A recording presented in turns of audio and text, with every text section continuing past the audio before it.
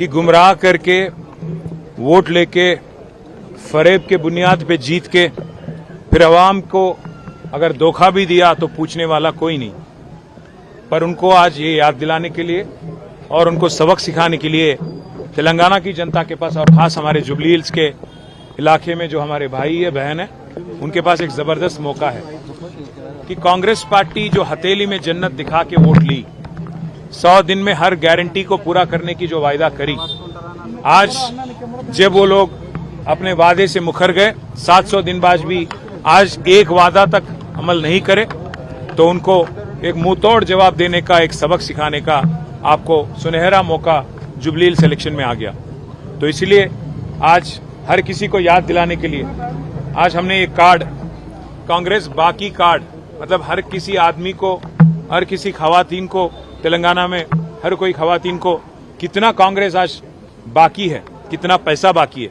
जैसे महालक्ष्मी स्कीम बोले, हर महीने 2500 रुपये देंगे करके बोल दिया उन्होंने, 100 दिन के अंदर अंदर अमल करेंगे, पर आज 700 दिन हो गया, तो करीब करीब 22 महीने का महालक्ष्मी आज हर एक बहन को कांग्रेस बाकी है, करीब करीब 55,000 रुपया बाकी है। वैसे ही अगर आप देखेंगे, बुजुर्गों से ये कहा गया था, हमारे सीनियर सिटीजनों से, कि आपको केसीआर 2000 वजीफा दे रहे हैं, आसरा पेंशन दे रहे हैं, तो हम 4000 उसको करेंगे, दुगना करेंगे। तो आज 44,000 रुपीस कांग्रेस बाकी है हमारे सीनियर सिटीजन्स को। वैसे ही हमारे किसान भाई से भी कहा था कि 10,000 नहीं 15,000 देंगे, तो आज हमारे किसान भाई को भी कर्जा है कांग्रेस का। वैसे ही अगर आप देखेंगे तो बच्चियों से, स्टूडेंट से कहा गया था कि आपको स्कूटी देंगे, फिर स्कूटी तो मिली नहीं, लूटी तो जबरदस्त चल रही इनकी। तो इसीलिए आज ये सब चीज याद दिलाने के लिए हमने एक कार्ड का कैंपेन शुरू किया, कांग्रेस बाकी कार्ड, और हर घर ये मैसेज पहुंचाएंगे, हर घर तक इसको ले जाएंगे, और उम्मीद करते हैं कि हर वो भाई, हर वो बहन जो आज जमहूरियत में गवर्नमेंट को एक बार याद दिलाने की कोशिश और गवर्नमेंट को एक सबक सिखाने की ये जो मौका है, इसका फायदा उठाएंगे और गवर्नमेंट को पटरी पे लाएंगे, सही रास्ते पे लाएंगे, और जो फरेब और झूठ के बुनियाद पे ये जो हुकूमत बनी, इसको फिर एक बार आप सबक सिखाएं, ये हमारी आपसे गुजारिश है।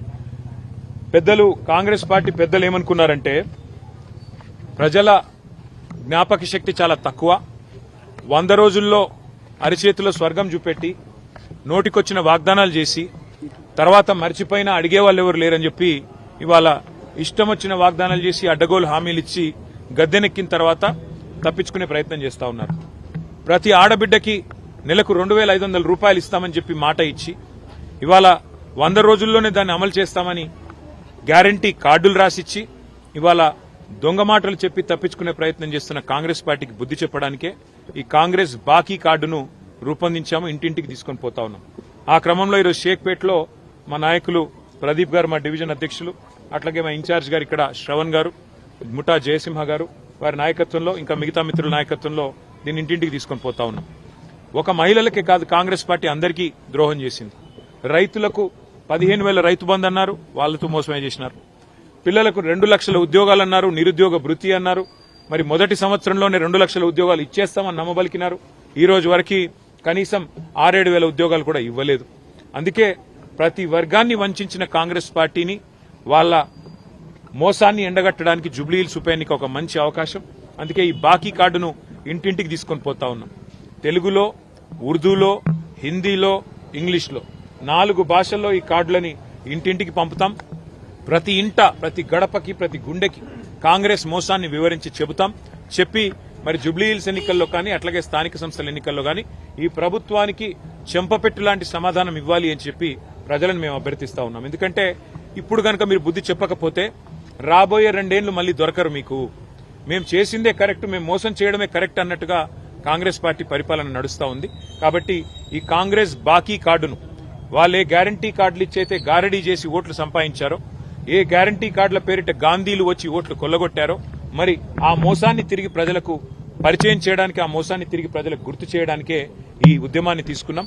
దీనికి సహకరించాలని, ఇంటింటికి బాకీ కార్డును తీసుకెళ్లాలని మా బీఆర్ఎస్ కార్యకర్తలకు విజ్ఞప్తి చేస్తూ, ఇక్కడ షేక్పేటలో ఈరోజు మరి ఈ సమతానగర్లో అందరూ కూడా పెద్దలు, హిందువులు, ముస్లింలు, కులాలకు, మతాలకు అతీతంగా ముందుకు వచ్చి తిరిగి కేసీఆర్ గారు రావాల్సిందే, మళ్లీ సంక్షేమ రాజ్యం రావాలి, మళ్లీ అభివృద్ధి చూడాలి అంటే కేసీఆర్ గారి ప్రభుత్వం తిరిగి రావాలని వాళ్ళు చెప్తుంటే నిజంగా కూడా చాలా గొప్పగా అనిపించింది. తప్పకుండా మా అభ్యర్థి మాగంటి సునీత గోపీనాథ్ గారిని జూబ్లీహిల్స్ ఉప ఎన్నికల్లో గెలిపించాలని అభ్యర్థించడానికి, అట్లాగే లోకల్ బాడీస్ లో కూడా ఎక్కడికక్కడ మరి బీఆర్ఎస్ పార్టీ అభ్యర్థుల్ని గెలిపించాలని అభ్యర్థించడానికే ఈ కార్యక్రమాన్ని తీసుకున్నాం.